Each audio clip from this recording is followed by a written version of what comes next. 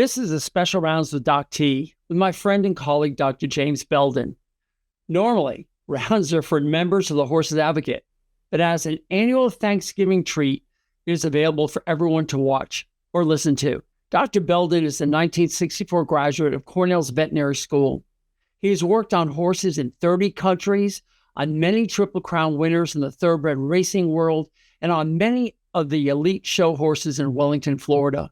And he has competed with his own reining horses. His knowledge comes from working on hundreds of thousands of horses in all sports categories. Dr. Belden tells stories of his work with horses, blending his experience into impactful ideas for all to use with their horses today. Practical advice sparkles throughout as he also answers questions from the audience. I hope you enjoy and learn from this veterinary treasure. This is Doc T. Let's listen to Dr. James Belden. Okay, Rounds of Doc T, November 21st, 2024. I'm Doc T, and on the screen, I'm going to get rid of this, is Dr. James Belden. There you are. There he is. And I'm honored to have him as a friend and as a mentor, and just a vessel of knowledge that goes back so far that really helps me understand where veterinary medicine has come from, where it's going. And I'm so grateful that you're here for the second time as our annual Thanksgiving free to everybody will be out on podcast. Thank you for joining me, James. And thank you, Erica, for helping. Yes. Well, it's good to talk to you, Geoff. Always good to talk to you as a friend and as an admirer. Well, thank you. How's the weather up there? Good? It's been beautiful. Today was upper. I think it made it to 75 today. Perfect. Crystal clear, nice little breeze. Dry as a bone. Wish we'd get some rain, but that's what we've got. I saw brush fires along the Long Island Expressway Yes. last Friday. Yeah, it's been way dry up north.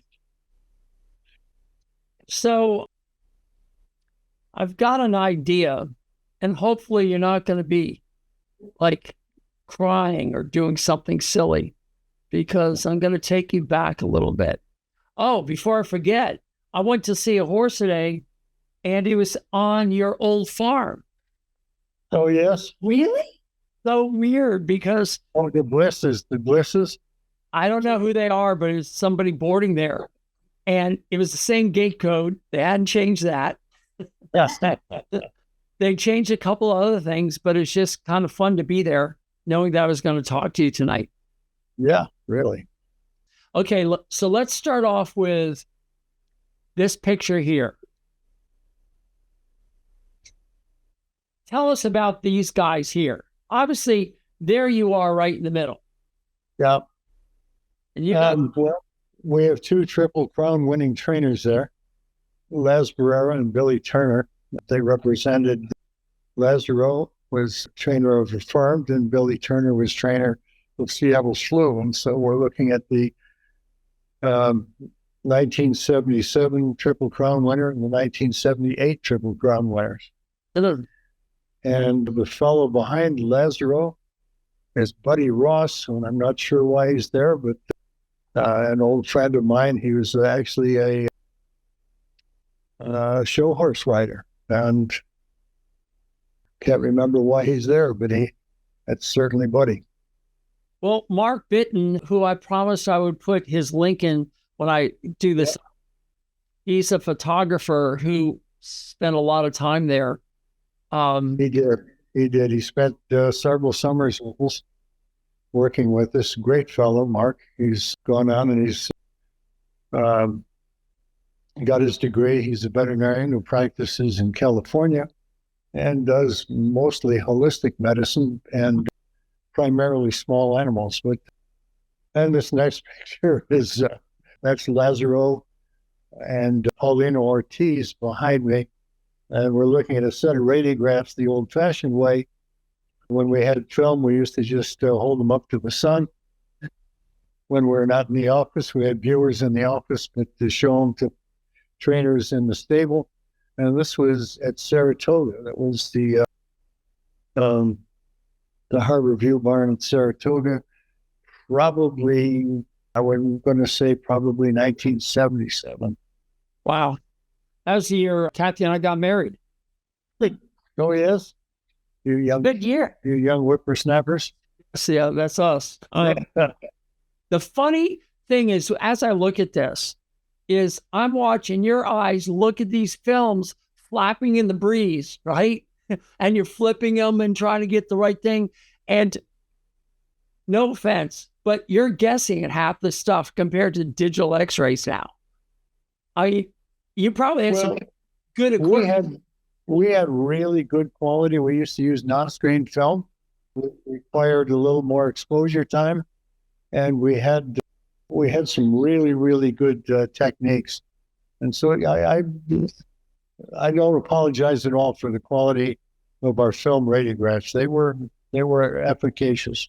I like the digitals because you can play with them and lighten them and darken them and expand the image or contract the image and go from a negative to positive format. And so the digitals are great to manipulate, but the raw pictures really are not significantly better than the ones that were taken on high definition film. So the other thing I know about film is the cassettes were heavy because you would carry 10, 20, 30 of them with you. We carried 100. And we used the vinyl cassettes. With the vinyl cassettes, which were okay because we used non-screen film, and so we were able to carry 100 or so on the truck without any problem. Jeez, that's you guys at the racetrack had all the cutting edge things. Whereas because we're working on top horses in the world, so it was. And a lot of them and often. And so it was, you pretty much had to be on top of everything. Yep. I'll admit my films were of the highest quality. I looked at it as an art form and I want to make sure they were perfect. But yes, the problem was I'd take the picture and then I would have to travel, I don't know, almost an hour to get home. And I would call. All right. And I'd say, honey, turn the processor on. And then I asked myself, did I change the chemicals? And I'll never forget coming home and I just checked to make sure and all the chemicals had gone bad. And I had to take the whole machine out and redo everything before I was even able to put the film in. So there I'm looking at my image and it's like midnight. Well, we obviously were on the racetrack. We're never more than a quarter of a mile from the office. Yeah. We had staff as fast as we could take them. The staff could run them back and run them through the processor. And so it made things a little easier when we were on the racetrack.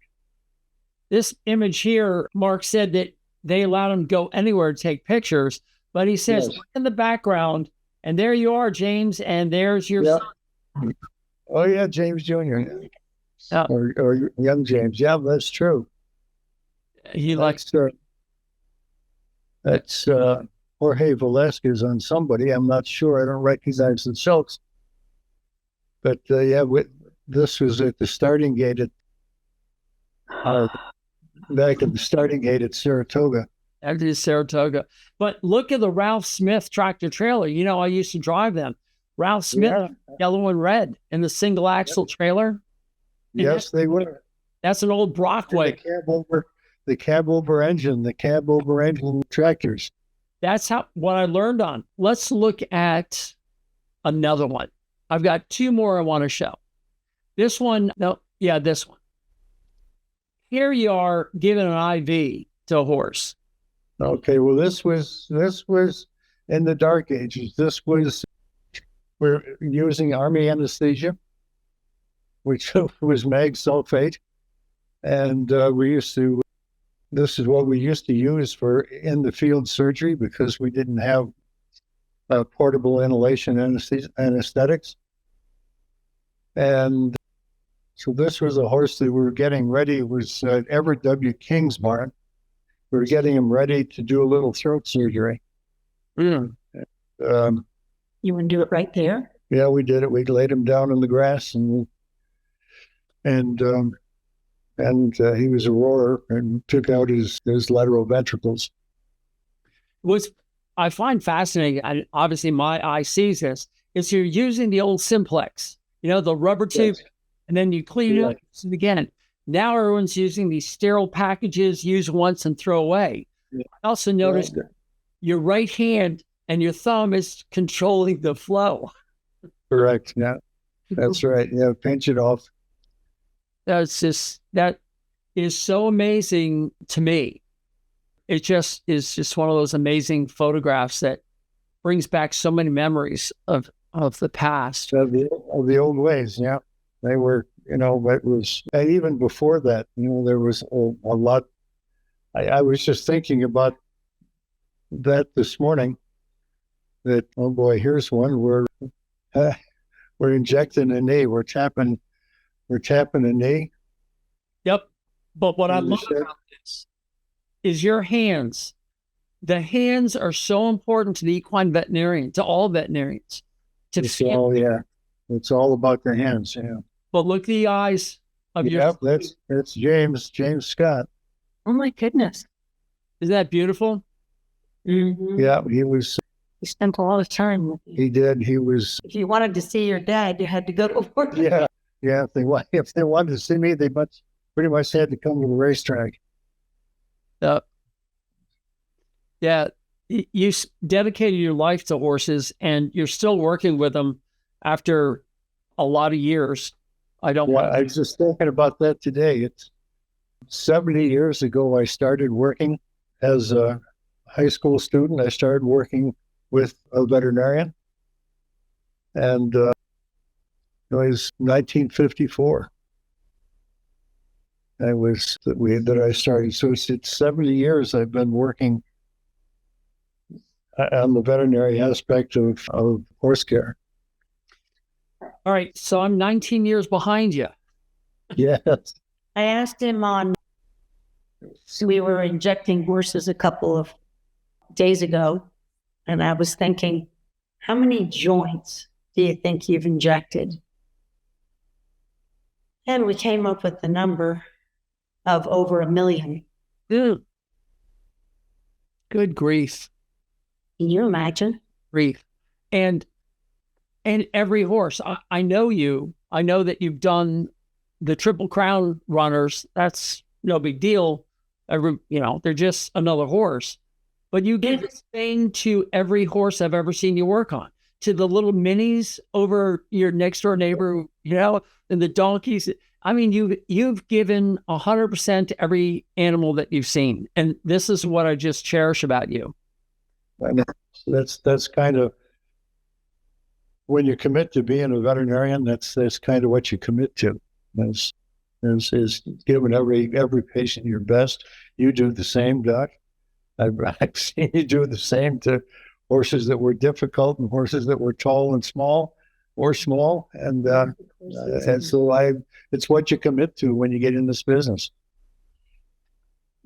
If there's any young vet out there listening to this, just hit rewind and go back and just listen, because when you commit yourself to this, it is a commitment. There's no doubt about it. Yeah, it's a lifestyle. It's not a livelihood. It's a lifestyle, and it becomes your life. If you want to operate at the upper levels, I always made a joke, and it's not really a joke. Over the years, that my patients could afford better medical care than I could, because most of my patients were owned by billionaires. Yeah, and there was never, the nice thing about working on horses at the top of their game is that no one ever questions the cost of the treatment. So it's pretty gratifying when you can just do the best thing for every horse without having to be concerned about the cost or the owner's ability to pay. And some instances, as you know, you end up doing it on the cuff for people that can't afford that, but the majority of the clientele could afford anything. Yep. Yeah, there's an obligation to, when you own a horse, you have to do the best that you can within your means. And Exactly.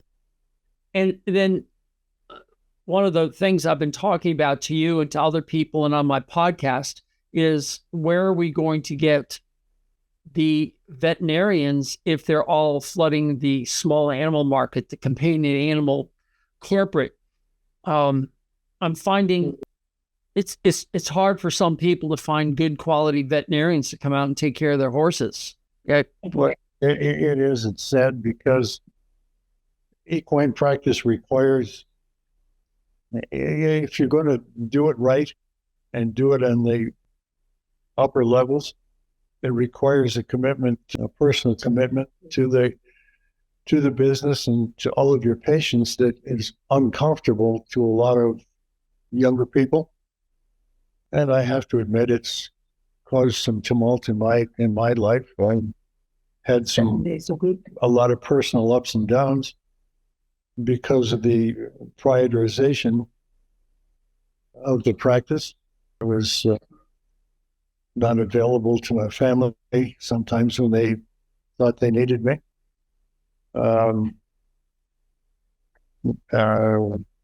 So and that kind of lifestyle, I think, is uncomfortable to a lot of the younger people, which really kind of prevents them from being really effective in the conduct of an equine practice. Mm-hmm. You can do it quite nicely with small animals. I think that's the allure that takes recent graduates into the small animal practice, particularly corporate world, where you have a group of people and no one does emergencies and no one does and no one does full weeks, and they all have vacations. And in the horse business, we really don't take holidays. We don't take days off. We don't take nights. Right? Mm-hmm. Just when you're doing it right, if someone calls you at 2:35 in the morning a.m., you're going to be there as quickly as you can. And so that's something that's kind of uncomfortable to a lot of recent graduates. Yeah, I don't think there's any answer to it. Right. And the horse practice is very, very, equine practice, as you know, is very personal. It's very personality driven. Mm-hmm. And I've had lots of associates over the years, but you have to be careful with your clients, because if you send your associate, they think you don't care about them anymore. And it's a very personal thing. And I've had Hall of Fame trainers that I've worked for that have called me to go look at things that were not particularly consequential, but their concern was that we're witnessing the demise of a great racing stable for a horse that has a skin infection or something. Yeah. It's amazing how intense it is. And it's intense because in the racing world, for every horse that's born, there's one day in their life that they're eligible to run in the Kentucky Derby. If they're not there that day, it can't ever happen. It just can't ever happen. Right. So there's some of these fixture races that if you can't have them where they're supposed to be on the day of those fixture races, you've basically short-circuited their career. Yep. I would say it's a very, very, very high pressure and intense lifestyle. And I think that takes a lot of people out of the horse business. And And show horses the same. Show horses are the same way. All competition horses, their competitive careers are of primary importance to the trainers and certainly to the owners. And so you have to be able to rise to the occasion and accommodate their needs, whether it's convenient or not. So in other words, you just give. You give, right? You give. It's been a great life. It's taken me all over the world. I've practiced in 30 some different countries and 5 different continents. It's taken me all over the world, and it's offered me a great lifestyle. It's given me the opportunity to raise 9 kids. And everybody has had a comfortable lifestyle. It's wonderful. But it's not just the money. It's just no. You're sitting there at that 2:35 in the morning call, and there's a horse who's obviously in distress. Yeah. Got the ability to relieve that stress, not just from the horse, but the horse's owner. And, right. We're not thinking about how I'm just talking about most of us. We don't think about how to pad the bill. We're there to get the result. Right. It's not fair to pad the bill. It's not, no, that's, as far as I know, that's never a consideration. No. You have a lot of deadlines. So if your horse gets, but it's what's really, really nice is a lot of the advances that we've seen. I was just thinking about this morning when I gave a horse a little sedative to work on him, that 70 years ago when I first started on this journey, we didn't have sedatives, we didn't have tranquilizers. Restraint was a huge issue. We had twitches, we had hobbles, we had casting harnesses, we had stocks that you could lock them in. And most of the work that we did was very physical because the horses, we didn't have anything to sedate them with. Then finally in the late 50s, I'm trying to think now, 58 or 59, they came out with a drug called Sparing. It was promazine. It was the first tranquilizer. And Sparing was relatively effective. Not as effective as the ones we have presently, but that kind of changed our operating procedures to where physical restraint became less an issue. We kept our hobbles, but we didn't use them much. We kept twitches. We still do use twitches, but casting harnesses went by the wayside. Mm-hmm. And they're just a cascade of tranquilizers and sedatives that have come to the market subsequently, to the point now where we have some sedatives that are also analgesic and really help to work in kind of uncomfortable situations for the horse without excessive restraint and without jeopardizing their lives. And just so that's one thing. And then other things that have come along, like when I first started working, we had phenothiazine and piperazine were the only anthelmintics we had. Peppers, they were not particularly efficacious, so that almost every horse you did a rectal on, or if they had a colic, you could palpate a huge verminous aneurysm. Then we had Dizan that came out from Cornell, had Dizan, which was an improvement. But the real thing that turned everything around was ivermectin.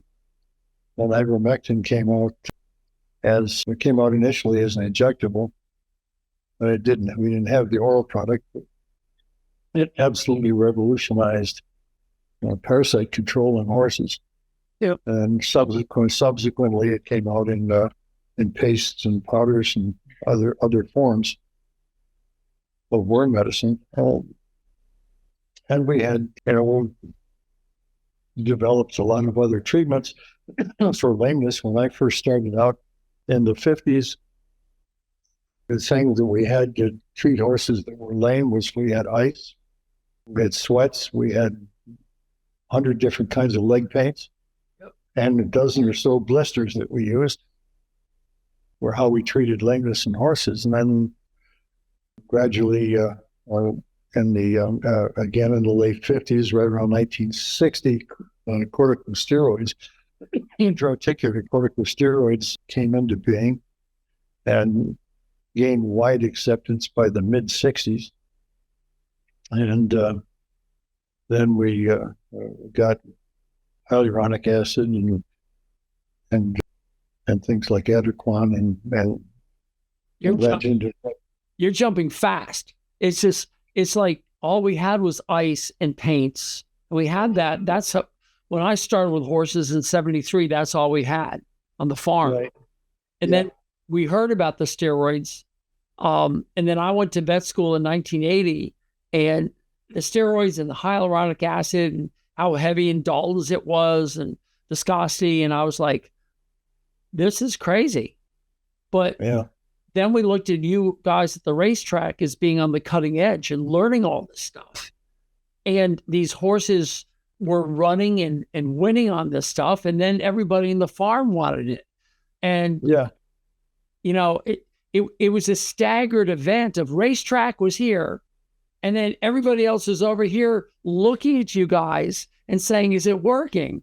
And then what do? And we say, well, you need to inject this joint. And nobody knew how to inject a joint in 1980. I mean, we're just playing around with it. I didn't realize that it was so separate, from the racetrack to the... well, actually, I had several off-track clients. Danny Lopez, Neil Shapiro, and a couple of others I can think of with head show horses that we did a lot of intra-articular injections with them in the late 60s. I'm sorry? I don't think that many other vets did. No, not so many other vets did, but it was commonplace on the racetrack. I did a little, because we were on Long Island and there was a lot of show horses, and some of the people that owned race horses also had jumpers and hunters.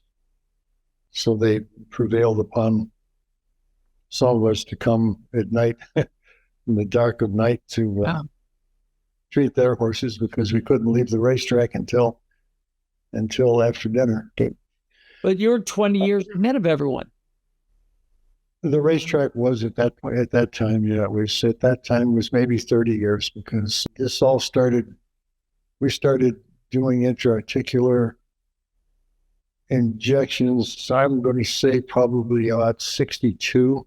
Upjohn came out with Depomedrol and the Predef 2X combination. I'm going to say it's around 62 that we started doing a lot of intra-articular work. And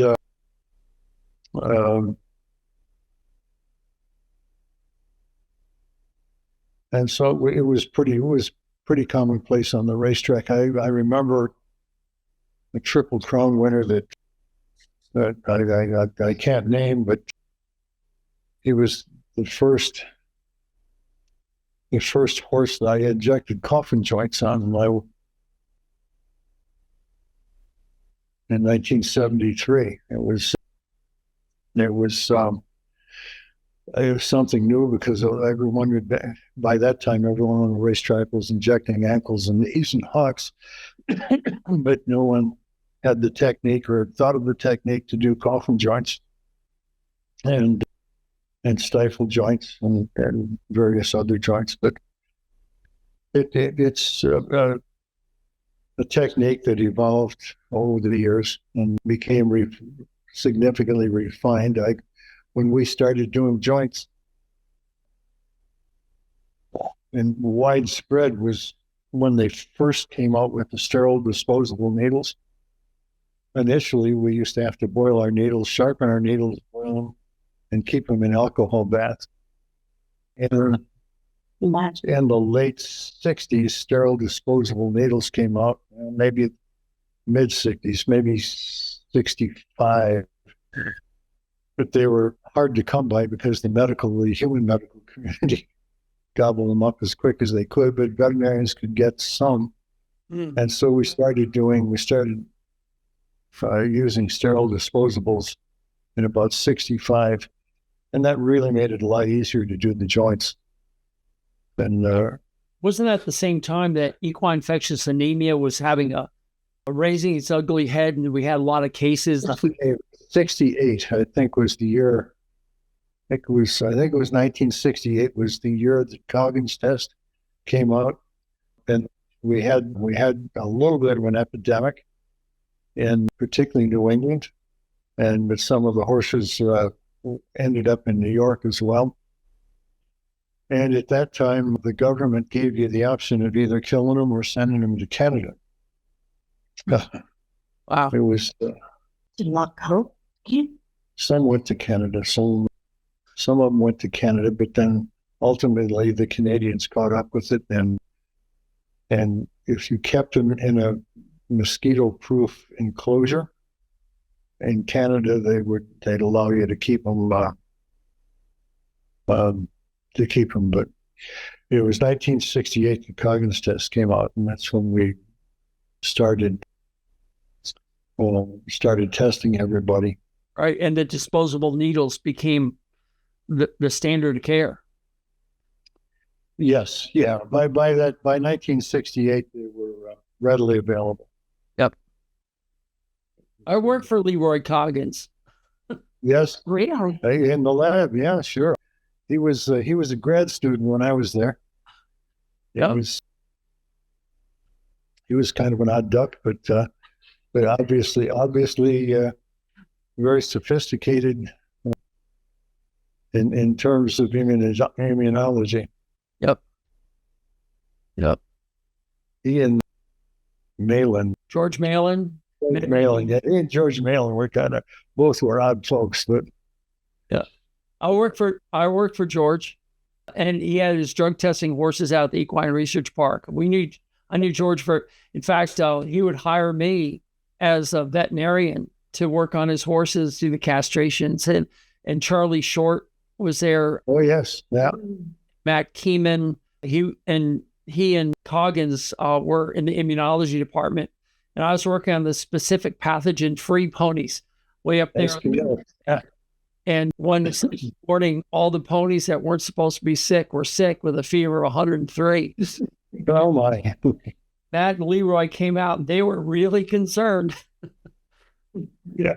I was just an undergrad, and I was like, "What the heck? I don't know." Crazy. Well, crazy times. There's been so much that's been valid, so many valid improvements in the business.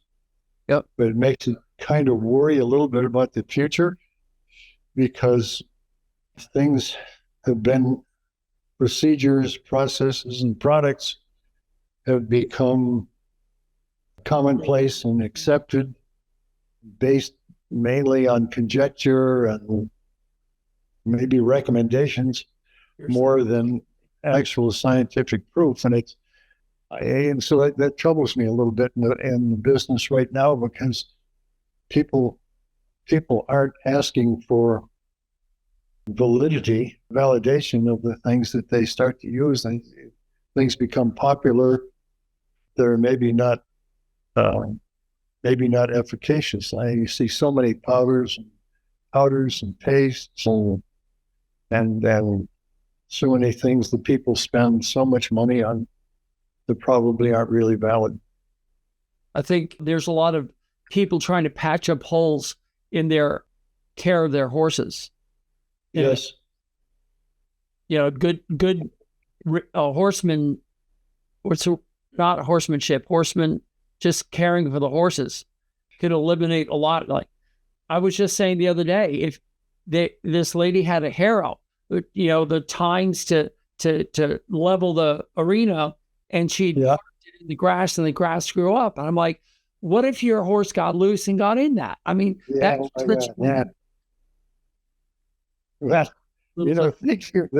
thinking of that, I remember back in probably 55 or 56.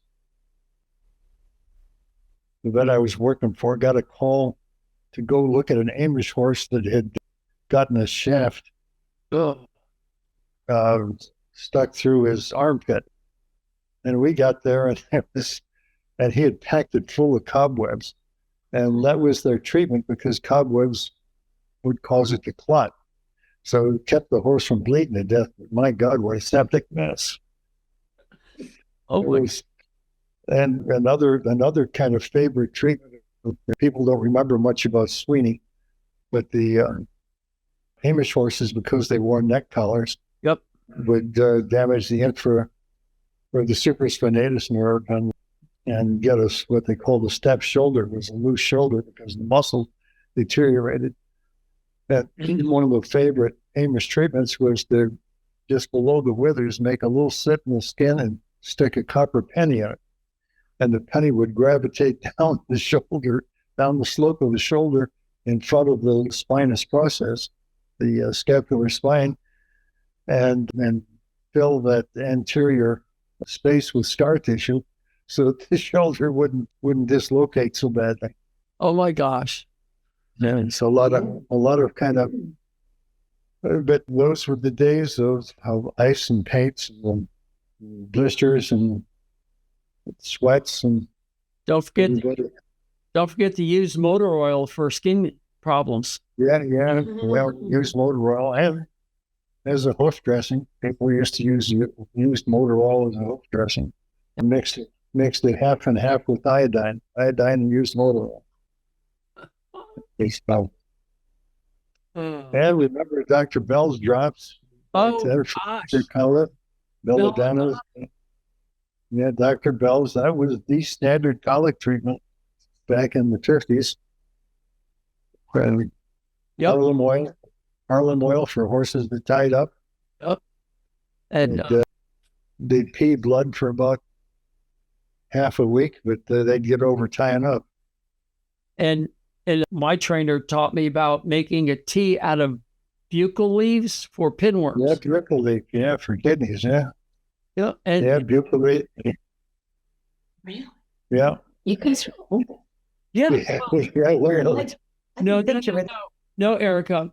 What's happened is there's been an explosion of knowledge with a vacuum created for all these things that James is talking about, all these treatments that have come in that are trying to patch up all the holes, and almost all of them don't work, or maybe work to a degree. But we now know about so many things, but yet our horses are getting sicker, and none of these supplements are helping. Right. Right. Good food. It's you have to do the basics. You have to do the basics and have good food, clean water, proper training, good bedding, good sanitation, stable sanitation. These are the basics, and routine. And you're right, and routine.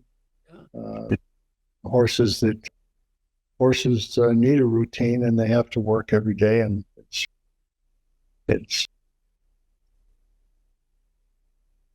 and that's what creates the horses. We don't have the feats that we had when you and I were younger. Most of the stables that I worked in had a hammer mill in their feed room, and they cracked their own oats.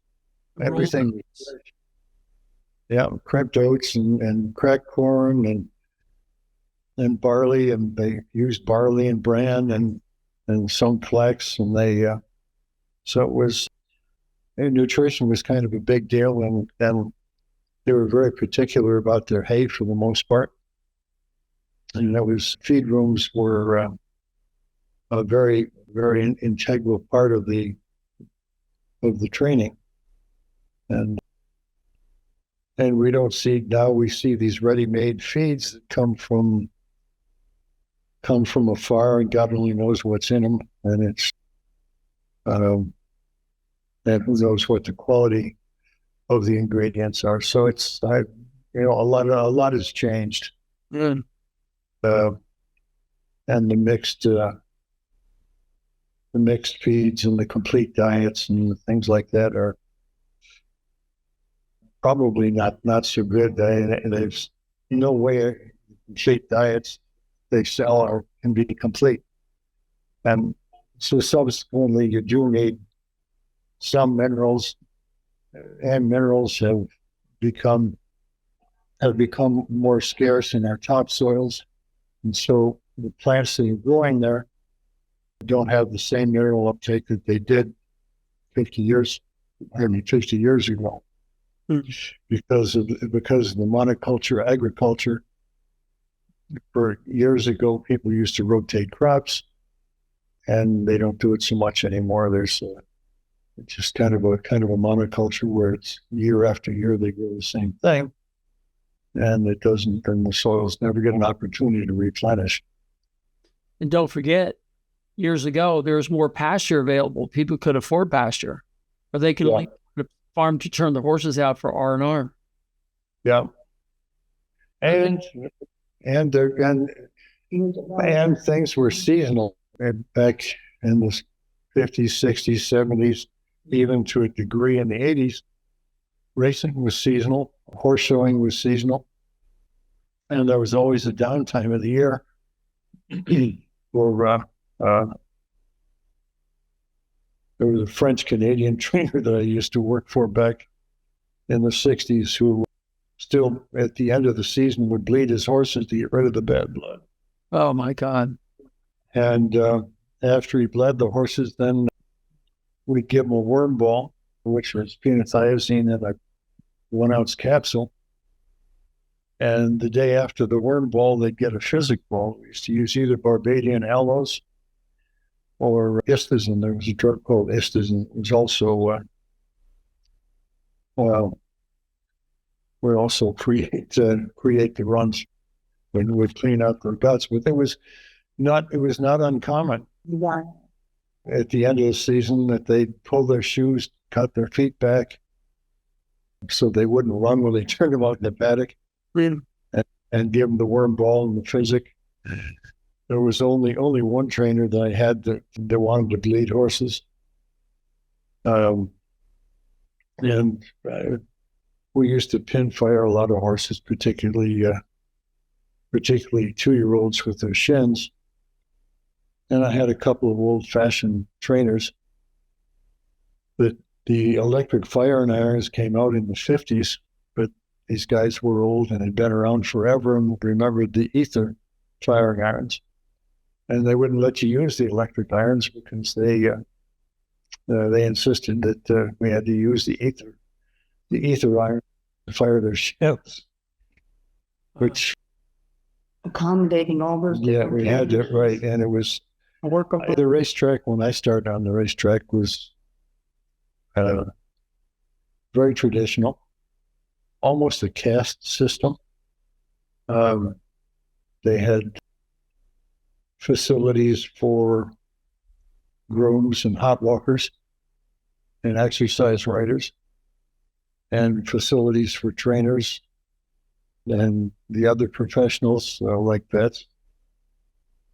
And then the main facilities and the clubhouses were reserved for the gentlemen who basically were the owners. And so it was almost like a caste system on the racetrack, and that persisted. And it was probably there when you came through. It was probably still kind of there in the 80s and even into the 90s. But they had separate facilities for the different classes of people that worked on the backside. I was invited. Kathy and I were invited by Dr. I can't remember his name, a veterinarian in New York, who is big in racing. And you know him, older, thin, tall, full gray hair. Anyway, he saw Kathy and I dressed up in our best clothes. And we just kind of wandered around hoping we'd run into somebody. We ran into this veterinarian and we introduced ourselves as we're at Cornell. And he says, "Oh, yes, I know." And he says, "How would you like to come to our box?" So we went Oh, right boy. up there on the finish line in the most Oh, nice. perfect box at Saratoga Springs. And my wife and I just watched the races. We were on the high as a kite. Yeah, And, you're in the tall cotton. but we prepared ourselves by looking good because we knew Yeah. that just wore jeans, we would never be invited up there. No, No, it was not. wouldn't be allowed. In the clubhouse, no one wore jeans in the clubhouse. Hey, Kathy, maybe if you remember who that is, you can tell me who that was. Dr.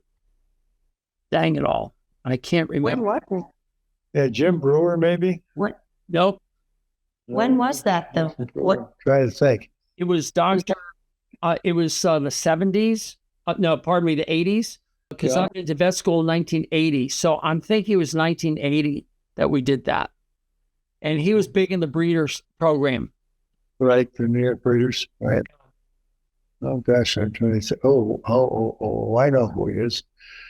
He ended up as a racing commissioner a few years ago. He had a practice on the east side of the Hudson River up above North. It wasn't Belinsky and it wasn't, Well, it wasn't Belinsky. no, he was older. He's from Genesee Valley. Oh, Joe O'Day, maybe. Yeah, Dr. O'Day. Yeah, That- Joe O'Day. Oh, he was a kick. He was a kick. He was an ultimate politician, Yes. a pretty damn good practitioner, but he was a real politician. And Good fellow. He was actually he worked. He did the Olympics, the United States Olympic team, a couple of years, show jumping team. yep. But And he's the guy that built the Finger Lakes racetrack. that's correct. Yep. That's right. Yep. Now, Kathy and I will never forget that day. Beautiful summer's day up there in Saratoga.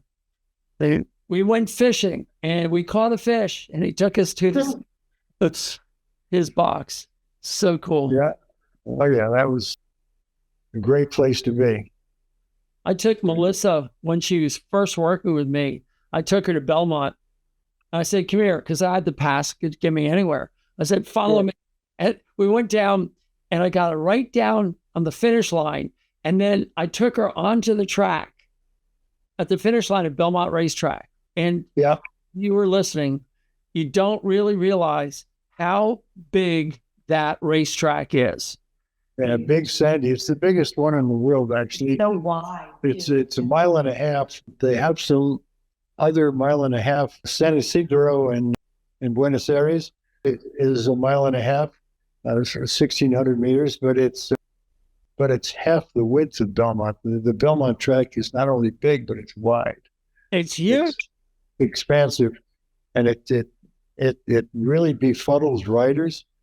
They come from the other racetracks. The first time they ride a race at Belmont, Yeah. they come off the turn looking for the finish, and the finish is still a quarter of a mile away, and they get all befuddled on how they're going to ride to the finish. And so actually, Willie Shoemaker misjudged the finish in the Belmont. You remember with Gallant Man. Gallant Man would have won a Triple Crown, except Shoe stood up with him on the 16th hole. He was a California jockey, wasn't He was, he? Yeah. and just misjudged the finish by a 16th of a mile, and so it cost Gallant Man the Triple Crown. Mm. But yeah, as Big Sandy as they always called it. It was it's one of a kind. It's a spectacular place. Unfortunately, they're tearing it down and changing everything, and they're going to put an all-weather track, I think, inside the turf course. Mm. Hopefully they keep the main track. But in the last few years, they've changed the Jockey Club Gold Cup was always a mile and a half, and they've dropped it back to a mile and a quarter. And the Coaching Club Oaks, I think they've dropped it back to a mile and 3/8. Right? Mm. So they're diminishing the classical character of the big races at Belmont, unfortunately. Well, we've been doing this for about an hour, and I love just having this historical look. But I know that there might be some questions. I knew one person said she had a question. Go ahead, unmute Mary. This is Mary O'Connor. She's outside of Middleburg, Virginia. I know because I've been to her place many times. Uh-huh. Hopefully you'll be many times again. Yeah. Okay, so I do have a question, and you will remember this. Years ago, one of the horses, Annie, had a little lesion under her forelock, and it had been diagnosed as a flat cell carcinoma, I think it was. Okay. And nothing that we had been applying was working. And I've been given several different things from the vets. And you came along and you said, we should try Xterra on it, that little brown ointment. Yes. Yep. So I still have the little jar. Right. And it worked. And this is years ago, but I have that little jar and it's got a little note on the top of it, don't use without running by Dr. T and all this stuff. And then somebody was in my barn just this week, and they mentioned that a horse that they ride has a sarcoid on its shoulder, and they had biopsied it. And so they were getting ready to treat it with stuff that she was very nervous about because it sounded like it was, really, severe, like very intense chemotherapy. Right. Yeah, cisplatin, which is the common chemo now. I think, yes. And so I sort of mulled it over a little bit, and then I remembered the Xterra, and I said, oh, well, we had something going on here and nothing worked on it, and this just cleared it right up. And maybe ask your vet about using it. So she took a picture of the jar and she went to the vet and she said, yeah. And then, so what came back was that, oh, yeah, right. Okay, we used to use this and it worked really well. And maybe we'll try it. And so I'm wondering, what she said too was that it was going to be hard for her to get. And so, but it was super interesting to me that she, and this is secondhand, but it's coming back from the other vet that, oh yeah, that really worked. And don't use it anymore. And I'm wondering why they wouldn't use it anymore if it worked. Yeah, the only downside of it is it does leave, when the scab falls off, it leaves an open wound. But if you take care of it, it's fine. And it's a perfectly valid way to deal with superficial things like sarcoids or some of the sarcomas. But yeah, it's a perfectly valid treatment. We used to also sometimes freeze them with liquid nitrogen and inject them. We had several other things before cisplatin, but all of them are effective. Cisplatin is expensive, and Xterra is not. So, and it's always been effective, and it's been around forever and ever. Did you ever? Yes, I recall we did. Excuse me. Go ahead. Did you ever use BCG injections? Yes, bacillus. Yes, BCGs. We did. Bacillus was BCG. Yes. Calmet-Guerin, Bacillus Calmet-Guerin. Yeah, we did. We did prior to cisplatin coming out. And there are places that you can't use Xterra or anything topical, say on the eyelids or certain on the knee or, places that are highly mobile. And yeah, we used to inject them with BCG. We had relatively good luck. I'd have to say cisplatin is nominally better than the BCG was. But But yeah, we did use it. It was I would make my clients sign a letter before I give the treatment. And this letter said, I understand that I'm doing this treatment today, but I will not see any results for 5 months. It took 5 months. And I said, around 5 months, you're going to get World War III erupting on this lesion, and then it'll be gone. And it just seemed like it took forever. I said, look, you're going to spend money today for something that's going to happen. But it always worked. It's just hard to stick in the lesion. Yeah, we're not very, very syringeable. No. Tough to get through a small needle. Hey, Mary. Well, yeah. You have something else? Did I have anything else? Well, along those lines, and I think you already covered some of it, was, what treatments, like what forgotten treatments or old-timey treatments and remedies are, as effective or maybe more effective than newer advanced treatments and pharmaceuticals and supplements and things like that? Like, what things do you wish people would do instead of spend money and, aggressively go after things that, like, when is ice better, for instance? And what are the simple things that still really, really work? Well, ice always helps in the short term. A lot of sweats that we used to use to keep legs tight, and we had in the old days we used to have tighteners also. There were tannic acid and aluminum. And we don't have them. It's hard to find them anymore. And but one thing that we have started doing again, because we've been very disappointed in a lot of the so-called cellular therapies, is we're doing a lot of pin firing.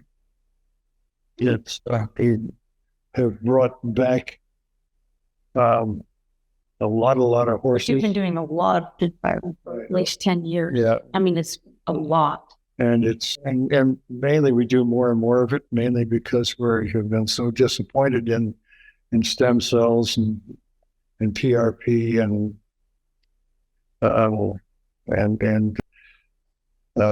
all the different cellular treatments. But so we've been reverted to the old days and have been able to restore a lot of competitive horses back to the top of the level. Right, we've been able to get them back to Olympic show jumping levels. That's an interesting subject because it's been so downplayed by the veterinary community that they're not teaching it anymore. So, like my hand floating in your, it's who's going to teach it? Well, that's a good question. Actually, I was the class of 64. And I don't remember that they taught it in school. I knew it because I worked on the racetrack as a kid. So I don't ever remember it being alluded to in school back even in the 60s. Mm. But it was such a standard treatment for splints, shins, curbs, suspensories, tendons. On the racetrack, but not only on the racetrack, in show jumping now. Yeah, in show jumping now. We got away from it for a while, kind of, because we were interested in a lot of different treatments. They came out with, I don't know if you remember, Bapten. They came out for the tendons, which was a massive failure. They had osteo to inject buck shins, which was a massive failure. They had all of these great procedures and processes and PRP and IRAP and stem cells and A cells and all these different things. And Shockwave became very popular. But Shockwave is great because it does have some deadening effects, but there are absolutely no therapeutic effects to shockwave. It doesn't heal anything. It does deaden the feeling. The only thing it's used for in human medicine is to break up kidney stones.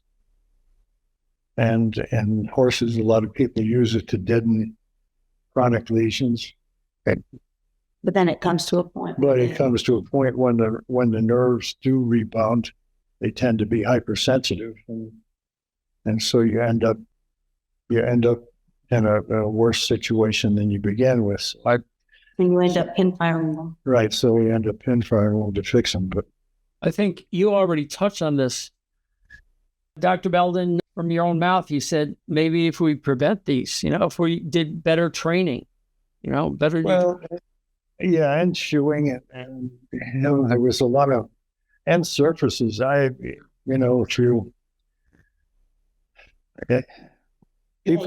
that were very happy, people that were very happy with natural surfaces, and horses that were happy with natural surfaces have seen the transition into the synthetics, and the synthetics have created a whole new a whole new set of syndromes that have erupted because they have a wonderful vertical bounce, but they don't have any horizontal give. And so when they put a horse going 30 or 40 miles an hour, puts his foot in the ground, it stays there, it sticks, it doesn't give, and it doesn't, so the energy that's in that hoof as it enters the cushion doesn't dissipate the energy in the cushion, but rather inside the hoof capsule itself. So synthetic footings have been really a disaster to competitors, to the horses. They're nice. All of the venues like them because they're much easier to maintain than the natural footings are. It costs them a whole lot less money to maintain them, but we see a whole new group of pathologies that coffin joints, blind splits, and suspensory issues that are induced mainly by the fact that there's no horizontal slide to the footing. Is this one of the reasons that horses without shoes have started to see a lot more success recently? So that maybe they do a little better because there's less tractive force when you get a barefoot into it than there is if you're shod. That, and also the fact that over the last 20 years or so, we see a lot more horses with deficient heels, with sunken heels and a negative palmar angle. And I think that's because we've gotten more complicated and more heavy shoeing, and which extends their stride. If it extends the stride, it does put extra pressure on the heel, particularly in a footing that doesn't have any horizontal give, and very little horizontal give. So that actually we've seen changes in hoof structure, a lot more horses. Now maybe we're breeding that way too a little bit, but a lot more horses have very low heels than we've had in the past. Low heel, long toe has always been the devil's, handiwork on causing lameness, hasn't it? Right. Yes, and sometimes you don't even recognize how long the toe is unless you take some radiographs, because you don't realize how the heel is sunk and the whole hoof capsule is actually moved in front of the coffin bone. So it's. Yeah, we could have a whole seminar on that for sure. Yeah. I wanted to move on to Jackie, who has her hand raised. If you'd unmute yourself. Thanks, Mary, for your questions for Dr. Belden. Let's give Jackie a shout out here. Go ahead. Hey, guys. I just actually had kind of a two-part question regarding younger horses and like the growth and maturity rate. My first question was, would you guys say that there's a difference in the growth or maturity rate between a filly and a colt? I don't think there's a sex difference. I've seen 2-year-old fillies that were more mature than their counterparts, and I've seen 2-year-old colts. I don't think, I don't think there really is any sex difference. There certainly is a genetic difference. In some breeds, some pedigrees are way more precocious than others. But no, I honestly don't think there's a sex difference. I think there can be a difference in, is this a first-time mare delivering their foal of colt or filly, or if it's multi-pairs mare, large mare, who's going to deliver a bigger foal. But I think we've always looked at the growth plates as being a definitive thing, and it's usually somewhere between 24 and 36 months when they stop.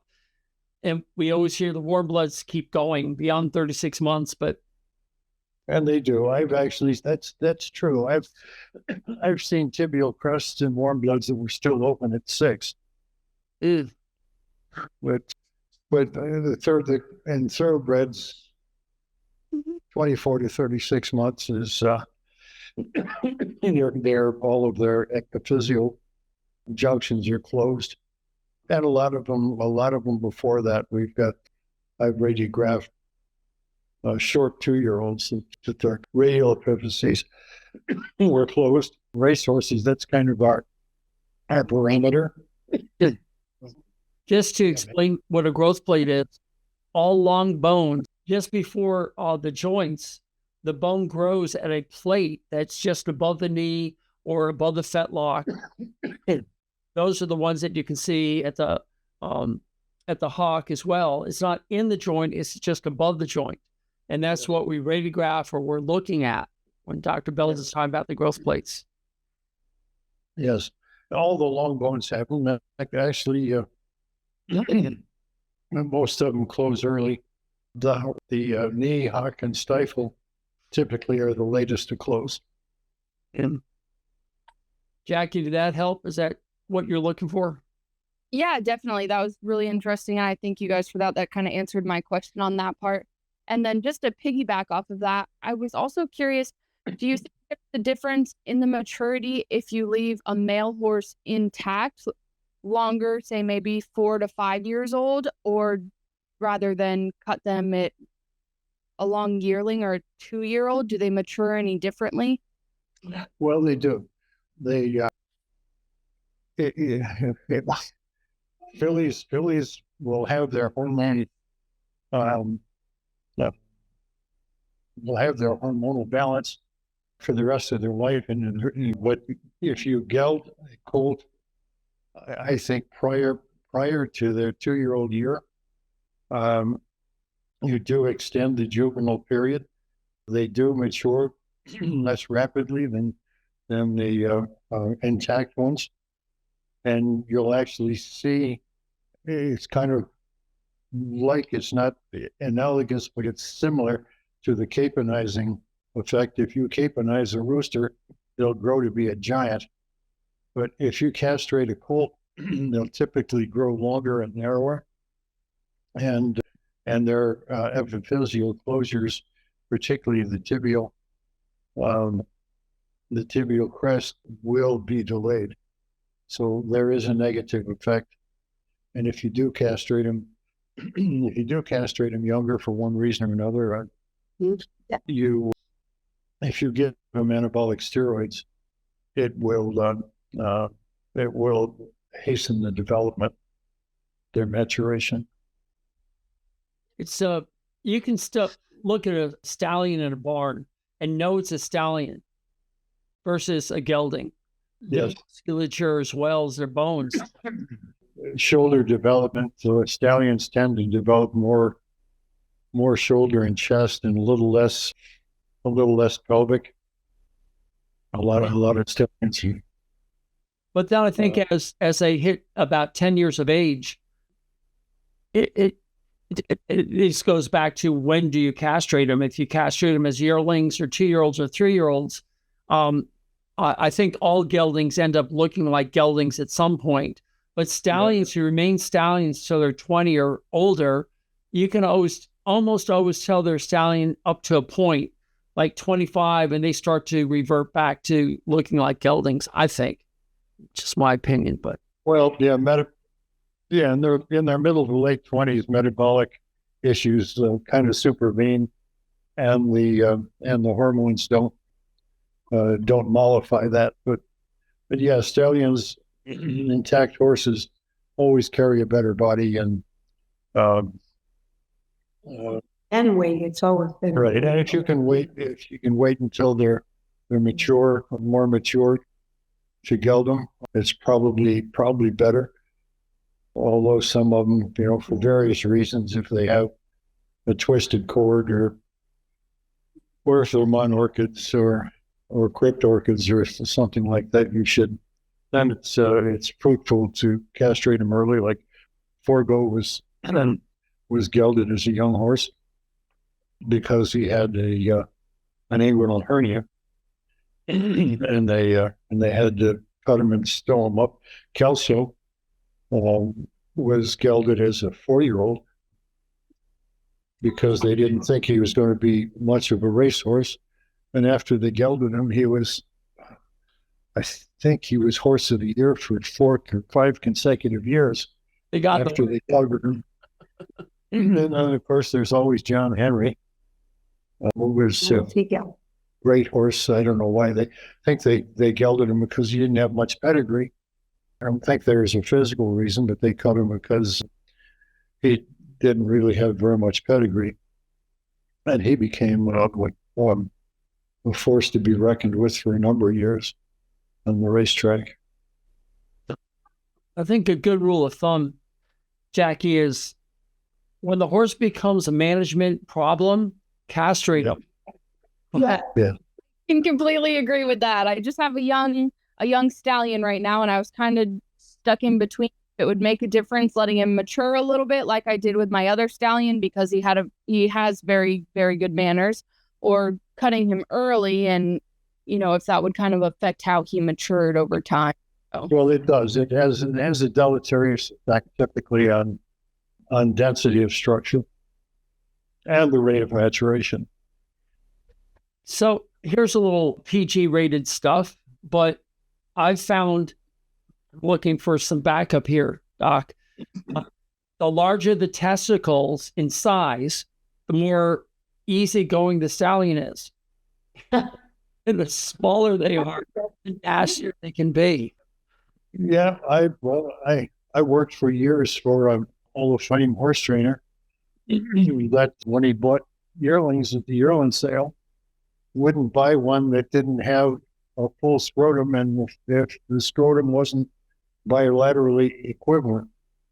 So if he had one small one and one big one, he'd pass on. And he was a pretty successful guy, but that was one of his criteria. Mm. Yep. And the some of them, if they can't retract, if their cremaster muscle isn't adequate to retract a large testicle, well, then they become a problem because they start to travel funny. They should.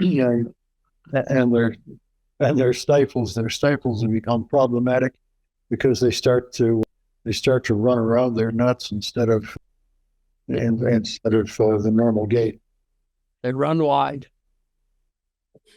Okay. Thank you, guys. You're welcome. Jackie, by the way, is a graduate of the equine dentistry school here. Boy. Done certified. She's doing really well. So, well, bless her. Yeah. That's a great calling. Yeah. All right. Does anybody else have anything? And don't be shy. All right. I've got one other question. A pre-purchase exam. What were they like in the 60s, the 70s, the 80s? And do you think they actually help buyers? Obviously, there's obvious things that you can find, like a blind horse, things like that. But people are looking for such subtle changes what's your whole thought on, give us a little bit of history, pre-purchase exams, and what you think of them now? Well, they were obviously early on pretty rudimentary. One that comes to mind was when Pancho Martin bought Autobiography from the Phippses. We did a pretty thorough pre-purchase exam for the time. When this was in the probably around 1970, maybe 71. It was pretty thorough. We did a good physical exam. We watched him train. We came back. We took some X-rays. We scoped him. Looked at his eyes and heart, lungs, and everything, and took a blood and did a urine test and took some X-rays.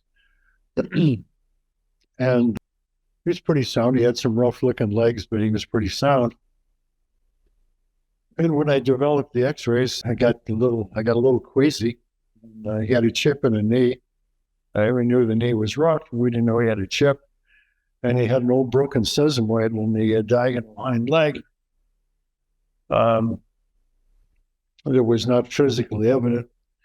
And so I got really kind of nervous about it all. And I took the X-rays over to Pancho and I said, "Look, Pancho, I will love this horse, but I don't see how we can buy him." And he said, "What do you mean?" And so I showed him the X-rays. He said, "Those the only X-rays you don't like?" And I said, "Yes." And I don't know if you know Pancho Martin or not, but he was a genius. He was, and he was a very bombastic human. And so he smoked cigars and pulled out this huge Zippo lighter that he used to light his cigars with. And he burned the two X-rays that I didn't like. He said, "Now is the horse okay?" I guess so, Pancho, but we still got the broken sesamoid, we still got the chip in the knee. He said, "That's okay, we're going to buy him." He bought him and he won, I don't know how many races. But he was a genius. Yeah, he was a great. And he had you he was a great caretaker. Well, it was A meticulous horseman. if you went into his barn in Belmont, it was like a hospital. He was a meticulous caretaker. So he had allergies too. Right, he had allergies. There was nothing could be dusty. Nothing could be dusty in his barn. Wow. And those horses, He was leading trainer in New York for 12 consecutive years. It takes effort.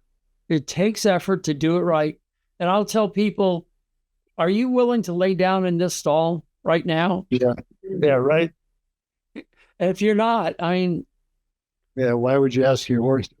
Because then as the years went by, they became more and more complex, the pre-purchase exams. And I think in large extent, we've overdone it to the point where we allow imaging to take precedence over physical presentation. And I agree in horses that are prospects. Probably they have to have pretty good images, have to have good X-rays and good ultrasounds and whatnot. The horses that are already competitive,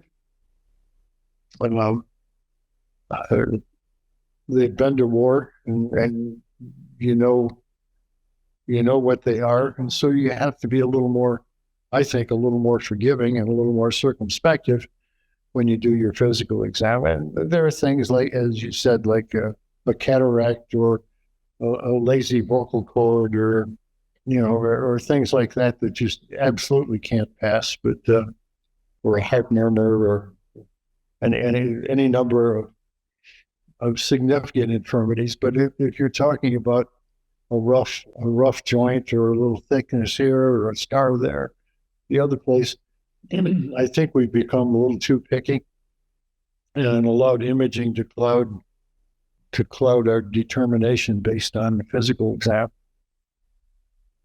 I think the veterinarians they don't have that sense, that horse sense, that somebody who was raised with horses all the time, like our forefathers that didn't have cars. Right. Now we have computers and blood work And while you're trying to rule out a sedated horse that you're doing a pre-purchase on, I get that. But, other than the obvious, we don't have any crystal balls, magic, we can't guess what's going to happen tomorrow. You're right. And the pre-purchase exam is largely historical because you are reading what has happened to the horse. But in terms of predictive, unless they have just horrible conformation or unless they've got a lesion that has a very, very high probability of progressing, then you really can't. Their pre-purchase exams are not predictive. They can tell you a lot about what has happened and what the physical limitations might be, but no, it's not a crystal ball. No one has. You said the word confirmation. I mean, that shouldn't be our job. That should be the trainer's job and the person purchasing. Does the horse have mentions, Well, but that's some horses deal with it. I always think of that Julie Precious, the one Eclipse Award winner. She's an Eclipse Award winner, but probably 82, 83 as a 2-year-old. And she was so crooked in front that the jock couldn't put her on the rail because she winged her left front so far that he had to keep her off the rails so she didn't trip herself. Okay. And she won all the juvenile races, all the juvenile filly races. I think it was the same year as Wadjum. I'm trying to think. Probably 83.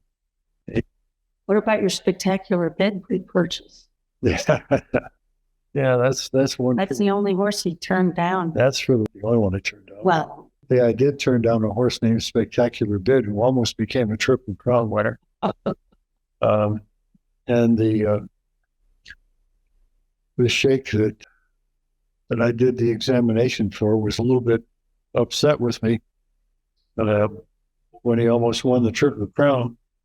But the reason we didn't like him was because he had the worst navicular radiographs I'd ever seen on a horse of any age. It was as a yearling, as we looked at him in the yearling style. And probably if I'd seen him as a 3-year-old, I would have bought him, but the radiographs were just so bad. And he wasn't a very good mover either. And so we didn't buy him, and the sheikh was a little upset with me when he almost won the Triple Crown. But then when he went to stud, his first year in stud, first couple of years in stud, he bred the cream of the crop, the best mares in the country. And they were all lame. Oh, gee. And he was lame, but he didn't care. And they were all lame. He had one, Peter Brandt had an added money winner, a stakes horse out of him called Double. It was a Double Feint.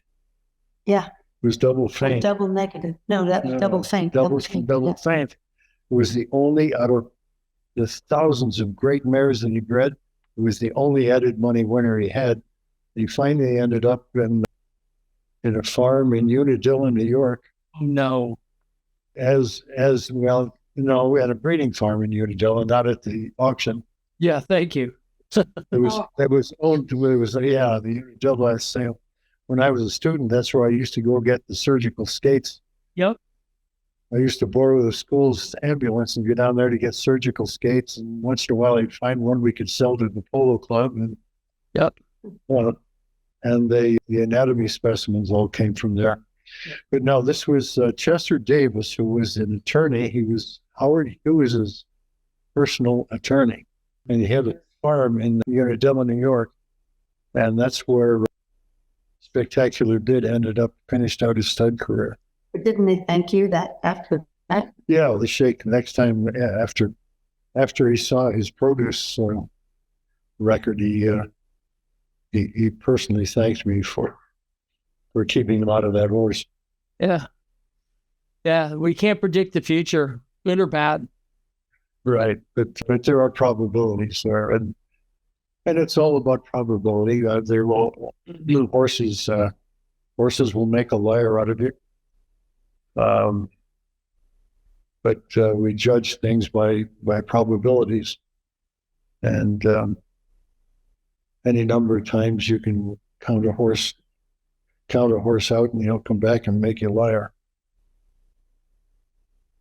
If you get someone that believes in him. Love that. Love that. Wow. Are you exhausted? You've been talking a couple hours almost. Yeah, no. Memory lane. Yeah, we're fine. Well, I'm grateful for all the people who stuck with us listening to this. I'm grateful for you for coming here and sharing your Thanksgiving wisdom with us. I'm going to go up there and grab a turkey wing and some apple pie next time I'm up there. So save some. Yeah, we shall. We'll put one aside. All right. I appreciate your time. I love the history. I love just sitting here, just letting you talk. I don't feel old because you're older. Yeah, a little bit older. I'm still not. And I just feel blessed. Still not grown up, just a little older. You know, gang, I go up to his farm, his son and future daughter-in-law work it, and James comes rolling out. He says, okay, we've got some pin firing to do. We got to vaccinate these things, and we got this latest exam to do. And I'm like, there's no hope for me quitting. I mean, you're leading the pack at 80 whatever, and I'm sitting here saying, man, I guess I got to quit. Yeah, well, you can't quit. You can't quit if it's what you like to do. You got to do it. Keeps your body and soul together. Sure does. Yep. And then James, just between you and me, we've got some really great women around us helping us. Oh, for sure. Really makes a difference. Absolutely. That's you can't do life alone. You can do a lot of things alone, but you can't do life alone. Yeah. All right. Well, a couple of people are saying thank you, enjoyed this so much, and I couldn't agree more. Thank you so much, James. Well, you're welcome. Always good to talk to you, and you're one of my heroes, so I'm always on board. I love your horsemanship, and I love your dentistry, and I love your thoughtfulness. And I love the fact that I found you lost at Newark Airport. Yeah, yes. Well, I wasn't lost. I was confused. It hurts. Where the hell do I go from here, right? You're the best. Oh, boy. All right. Oh, good golly. Bonnie, I didn't see this. Any suggestions for a non-sweater? Can we throw this in at the very end? Do you have any ideas? Where are they located? Yeah. Louisiana. Louisiana. So they have a lot of similar climate to mid-Florida. There are a few things the problem with non-sweating is we know what it is, but we don't know what causes it. And so there's no real specific therapeutic. We find, on a practically speaking, we find the things like Guinness Stout and 1AC powder in combination help a large percentage of them. The ones that are refractory, sometimes we add Ventapulmin that will get them sweating a little bit. There are lots of other things that people have tried and have had luck. Some people use acupuncture. Some people use electrolyte patches, dermal patches with electrolytes. But the most consistent improvement typically comes from the 1AC and Guinness Stout. There's another, an addition. Yes. If the horse is this is through as a rider trainer, not a veterinarian, of course, but if they have already started to, obviously they're a non-sweater, depends how much they'd shut down. Yeah, before they completely shut down. But I do find it's a little tricky, but if you ride them in the morning, you have to try to do it as early as you can, not because it's cooler. A lot of times in South Florida, it was actually hotter then. But there is something about riding them beyond 11 o'clock that I've had horses that don't sweat, that choose to start to not sweat after that. And working them a bit, and then you let them stop and stand so the sweat can break, and then you go back to or sponge them off. And or if they already are not sweating, before I get on, I soak them with water and start your work, and then you stop them and stand, on them for just a couple minutes, and maybe even soak them again with the sponge and water. And you really can, but you have to be really consistent with it. I use the 1AC because there are other things that many people don't believe in the 1AC. If you use it AM and PM in their feed, and if you're having a big problem, I double up from what they tell you the dose is. Yeah, higher dose is safe. And until you get them to break. And the ones that are absolutely refractory, they either deserve a trip north or an air-conditioned stall. I've seen a number of them, if they were kept in an air-conditioned stall, that would sweat just fine when they went out to work.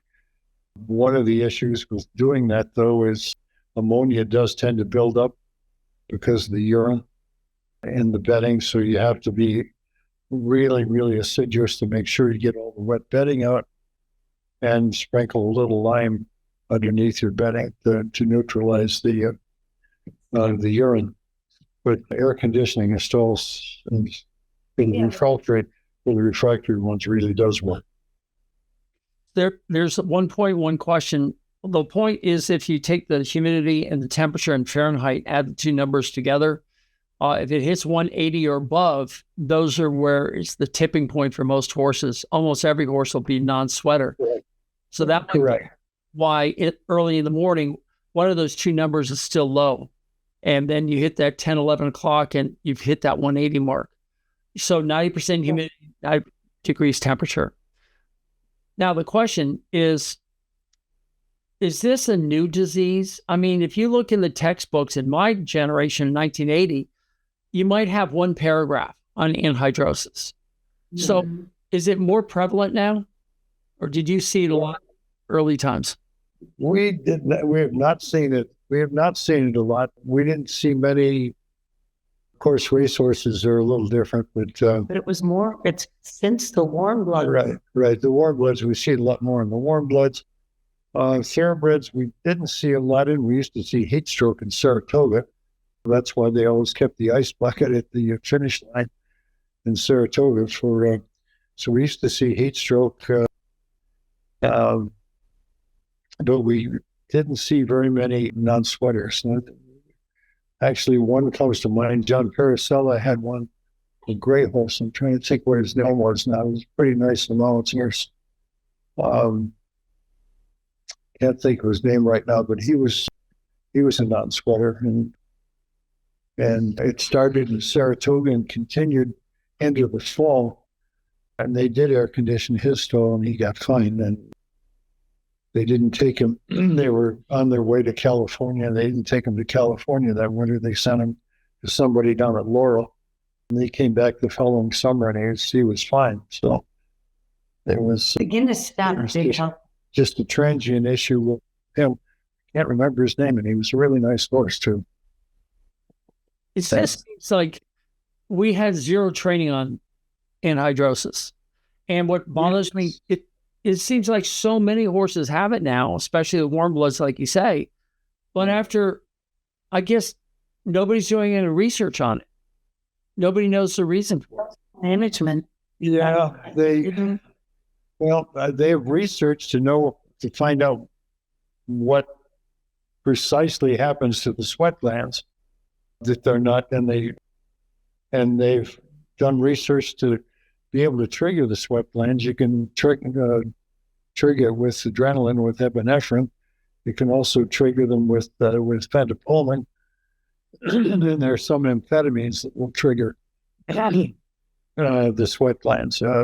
So they have been doing research, but But for some reason, they haven't been able to determine the etiology.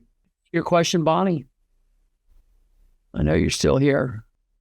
Yes, thank you so much. That was a big help. I have a different plan now that I can try, so I appreciate that. Thanks, Bonnie. Bonnie runs a assisted. How do you say it? Equine assisted psychotherapy. Yep. Oh, nice. Oh, great. Bonnie's been a guest on my podcast and described all the tragedies that horses have helped people overcome. It's just Absolutely. That's a noble calling also. That's grand. Thank you for doing that. Thank you. I love it. and you're good at it. That's for sure. Okay, now we're going to say goodnight. I think this has gone long enough. Everyone's kind of like, they got things to do. So, We're horse people. yeah, I got to leave tomorrow morning early. So, Yes. Oh boy. I'll Safe journey, Doctor. Travel well. I will. Happy holidays to you and to everybody who's listening to this on the podcast. And thank you very much. Love you guys so much. Very well. All right. See you Thank later. you. Good night. Good night. Good night, all. Hey, everyone. Doc T here. Thank you for listening to my content. Would you do me a huge favor? Would you please subscribe, comment, like, thumbs up, and give a star review? However it's presented to you, I want you to do that. There's two reasons. The first, of course, is to improve this product. This way I know what you like, what you don't like, what I can improve upon, what topics you want me to cover. But more importantly, it's also going to help others find me. And by doing that, you are now engaged in this mission of helping horses thrive in a human world. By you helping, we can reach others. And that I would be so grateful for. And remember, go to thehorsesadvocate.com for updates on this information. Thehorsesadvocate.com. And again, thank you so much for being here. Doc T out.